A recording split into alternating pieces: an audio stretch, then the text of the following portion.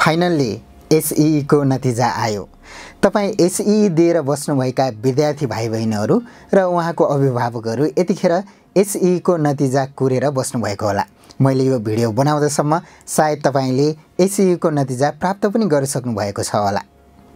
यदि तपाईले एसईई को नतिजा कसरी हेर्ने भनेर जानकारी पाउनु भएको छैन भने यो भिडियोमा तपाईलाई तीनवटा तरिका फोन गरेर, एसएमएस गरेर र वेबसाइटबाट कसरी हेर्ने बताउँदै छु। नमस्कार, म हुँ चन्द्र घलान। प्राविधिक ज्ञान युट्युब च्यानलमा तपाईलाई स्वागत छ।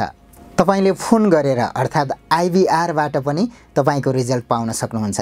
त्यसका लागि तपाईले नेपाल टेलिकम अर्थात् एनटीसी को मोबाइलबाट र ल्यान्डलाइनबाट 1600 डायल गर्न सक्नुहुन्छ र त्यो डायल गरिसकेपछि जे तपाईलाई निर्देशन आउँछ त्यो निर्देशन अनुसार तपाईको सिम्बल नम्बरहरू राखेर तपाईको रिजल्ट पाउन सक्नुहुन्छ।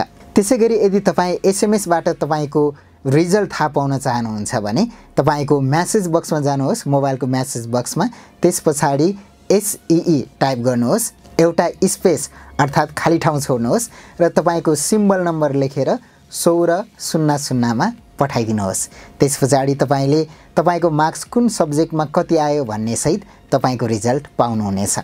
यदि तपाई वेबसाइटमा तपाईको मार्कसिट सहितको रिजल्ट हेर्न चाहनुहुन्छ भने तपाई जान सक्नुहुन्छ www.see.ntc.np मा। त्यहाँ तपाईले तपाईको सिम्बल नम्बर र जन्ममिति राखेपछि तपाईको मार्कसिट पुरै हेर्न पाउनुहुनेछ र डाउनलोड गर्न पनि सक्नुहुन्छ। तपाईलाई यो भिडियो कस्तो लाग्यो लाइक, कमेन्ट र शेयर गर्न नभुल्नुहोला। यस्तै भिडियोहरुको लागि यस च्यानललाई सब्स्क्राइब गर्नुहोस्।